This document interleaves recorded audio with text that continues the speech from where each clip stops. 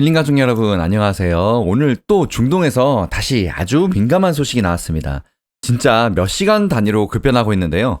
이란이 호르무즈 해협을 다시 봉쇄하겠다고 또 선언했습니다. 그리고 트럼프 대통령은 이스라엘의 네타냐후 총리를 향해서 레바논 공격을 자제하라고 계속 압박하고 있고요. 한편으로는 미국과 이란의 최종 평화 합의가 실패할 경우에 미국이 호르무즈 해협 통과 선박에 통행료를 부과할 수도 있다는 발언까지 조금 전에 나왔는데요. 주말마다 더 심하죠. 트럼프 대통령이 주식시장을 의식해서 주말에 주로 큰 이슈를 다루는 것 같은 느낌까지 드는데요. 지금은 완전한 평화 국면도 아니고 전면적인 공급 쇼크가 확정된 국면도 아니죠. 더 정확하게 말씀드리면 미국과 이란이 어렵게 만들어 놓은 임시 합의가 레바논 전선 문제 때문에 다시 흔들리고 있는 상황입니다. 그런데 투자자들이 반드시 구분해야 할 게 있는데요.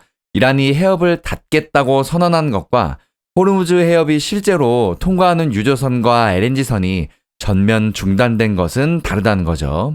현재 이란은 미국과 이스라엘이 약속을 지키지 않았다고 주장하면서 폐협 해제를 선언했고요. 하지만 미국 중부사령부는 같은 날 상선 55척이 호르무즈 해협을 통과했고 원유 1,700만 배럴 이상이 글로벌 시장으로 이동했다고 밝혔습니다.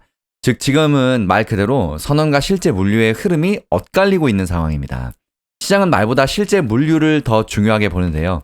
이란의 강경한 발언들은 유조선을 움직이고 보험을 유지되고 항만이 열리고 원유가 아시아와 유럽으로 계속 공급된다면 시장은 이를 전면 봉쇄가 아니라 협상력을 높이기 위한 압박으로 해석할 가능성이 큽니다.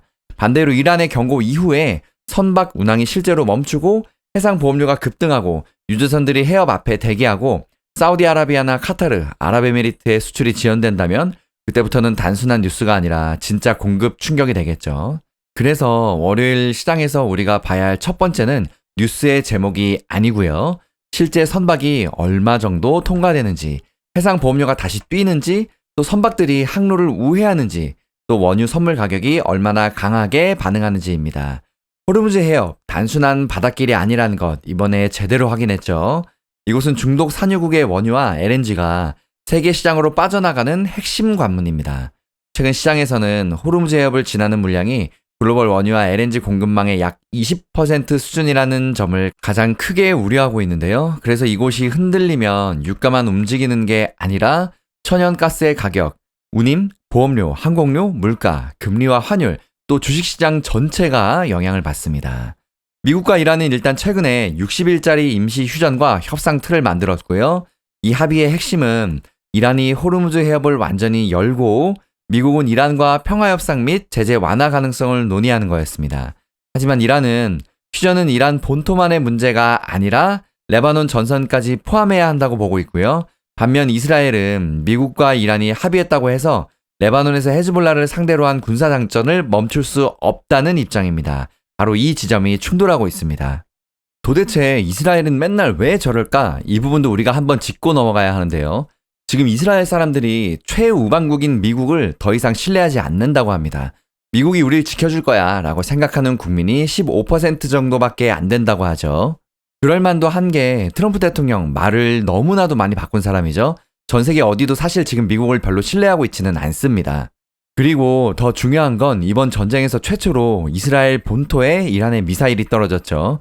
이제 이스라엘 국민들은 더 이상 아이언돔이 우리를 지켜준다는 확신은 버린 상태입니다. 그래서 이스라엘은 지금 이 전쟁을 멈출 수 없는 거고요. 지금 이란 문제의 핵심은 단순히 미국 대 이란이 아니고요. 미국은 이란과 협상을 통해서 유가를 안정시키고 싶어 합니다. 또 이란은 레바논 문제까지 포함한 실질적인 안전 보장을 원합니다. 이스라엘은 헤즈볼라와 이란의 영향력을 약화시키려고 합니다. 또 사우디아라비아와 아랍에미리트, 카타르 같은 걸프 국가들은 자신들의 원유와 LNG 수출길이 안정적으로 열리기를 원합니다. 자, 이렇게 보면 이해관계가 서로 전부 다르죠. 그래서 지금 휴전은 종전협정이 아니라 여러 이해관계가 인시로 묶여있는 매우 불안정한 합의라고 보는 게 맞습니다. 사실 중동 문제는 맨날 이럽니다. 이래서 평생 해결이 안 되죠. 여기서 트럼프 대통령의 통행료 발언도 투자자 입장에서는 그냥 가볍게 넘기기 어려운데요. 트럼프 대통령이 우리 시간으로 오늘 아침에 60일 휴전 기간 중에는 통행료를 부과하지 않겠지만 협상이 실패하면 미국이 호르무즈 해협 통과에 비용을 부과할 수 있다는 가능성까지 언급했습니다. 이건 당장 시행되는 정책은 아니고 협상용 압박 카드에 가깝겠죠.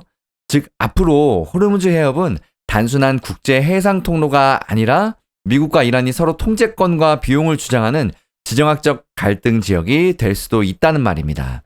이 말은 유가가 당장 폭등한다는 뜻은 아니지만 유가의 바닥이 중요한 거는 과거보다 이제는 영원히 높아질 수 있다는 뜻입니다. 우리 같은 투자자들 입장에서는 이게 가장 무서운 부분입니다. 우리가 돈 주고 사는 모든 것들의 물가가 오를 수 있다는 말이죠. 유가는 이미 전면 봉쇄를 기준으로 움직이고 있던 게 아니라 해협 정상화와 공급 회복을 상당 부분 반영하고 있었죠. 그래서 월요일에 유가가 다시 오른다면 그건 단순한 반등이 아니라 시장의 기존 낙관에 완전히 찬물을 끼얹는 꼴입니다. 하지만 여기서도 중요한 건 유가가 하루에 몇 % 오르느냐보다 그 상승이 바로 며칠 동안 이어지느냐가 더 중요한데요. 하루 이틀 튀는 뉴스는 잠깐 반응일 수 있겠지만 유가가 계속 오르고 원유 선박 운항이 줄고 해상 보험료가 더 뛰고 미국과 이란 협상이 결렬되고 또 이스라엘과 헤즈볼라의 충돌이 커진다면 그때는 시장이 인플레이션 재가속을 다시 걱정하기 시작하겠죠.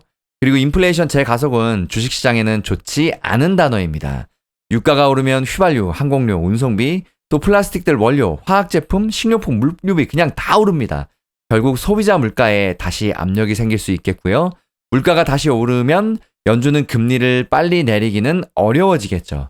금리가 높게 오래 유지되면 국채금리도 올라갈 수 있고요.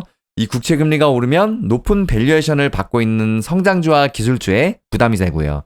이게 바로 중동 뉴스가 엔비디아나 반도체, AI 또 나스닥과 연결되는 이유입니다. AI 기업들의 실적이 갑자기 나빠져서가 아니고요. AI 데이터 센터 수요가 하루아침에 사라져서도 아닙니다. 하지만 유가 상승들이 물가 불안을 불러오고 금리 인하가 지연되고 국채금리가 오르면 기술주는 결국 압박을 받는다는 경로가 생기겠고요. 특히 많이 오른 반도체와 AI 관련 주식은 단기적으로 또 차익 실현 압력을 받을 수 있습니다. 그래서 힐링 가족 여러분, 이번 이슈를 볼 때는 이렇게 생각하시면 되는데요. AI의 장기 성장 논리와 중동 리스크가 만드는 단기 변동성은 완전 별개라는 겁니다. 자, 그럼 이제 투자자 관점에서 업종별로 보면 먼저 단기적으로 상대적으로 유리할 수 있는 쪽은 에너지와 방산이죠. 하지만 이 둘 섹터도 단기적으로 호재이지 장기적으로는 그렇지 않습니다. 반대로 부담을 받을 수 있는 업종은 더 많죠. 항공, 여행, 크루즈, 물류, 화학, 정유, 자동차, 소비재 업종들인데요. 다들 아시죠? 유가의 가격에 절대적인 영향을 받는 업종들입니다. 또 우리나라는 에너지 수입 의존도가 높기 때문에 국제유가가 빠르게 오르면 기업들의 비용과 무역 수지, 또 원화 흐름에 부담이 생길 수 있겠고요. 유가 상승은 원화 약세 압력으로 이어질 가능성이 있고 원화가 약해지면 외국인 투자자 입장에서는 한국 주식의 환차선 우려도 커질 수 있습니다. 그래서 월요일 국내 시장에서 함께 환율도 보셔야 하는데요. 지금 환율 10년 역사상 최고점 수준을 기록하고 있습니다. 자, 그럼 이제 가장 중요한 투자 전략을 말씀드려보자면 첫째로 월요일 장 초반에 공포에 휩쓸려서 던지는 거 조심해야 하죠. 물론 단기적으로는 변동성이 또 생길 수 있겠죠. 하지만 변동성이 커진다고 해서 우리가 시장을 떠나야 하는 건 아니죠. 둘째로 레버리지 상품은 훨씬 더 보수적으로 이제는 접근하셔야 하는데요. 중동 이슈가 커지면 장중의 변동성이 매우 커질 수 있습니다. TQQQ나 SOXL 같은 레버리지 ETF나 고변동성 개별 종목들은 방향을 맞춰도 견디기 어렵죠. 하루에 많이 빠지면 30%씩 빠지는 것도 벌써 이번 달에 몇 번이나 보셨죠? 진짜 이 부분은 각자 알아서 살아남으셔야 합니다. 또 셋째로 에너지주와 방산주를 살 때는 전쟁이 더 커질 것이라는 가정 하나에만 베팅하시면 안 되는데요. 이거 사실 지금 사실 거면 전쟁 초반 때 사셨어야 합니다. 지금은 사실 많이 늦었습니다. 이렇게 지금까지 상황은 전면 봉쇄가 실제로 실행돼서 글로벌 원유 공급망이 완전히 끊겼다라고 판단하기에는 아직 이른 상황인데요. 상선과 원유가 실제로 이동했다는 미국 측의 발표가 있었기 때문입니다. 또 오늘 중에 혹시 또 급변하는 상황이 생기면 바로 다시 소식 전해드리겠습니다. 힐링 가족 여러분, 행복한 휴일 보내시고요. 여러분의 성공 투자 언제나 진심으로 함께 응원합니다. 여러분 파이팅!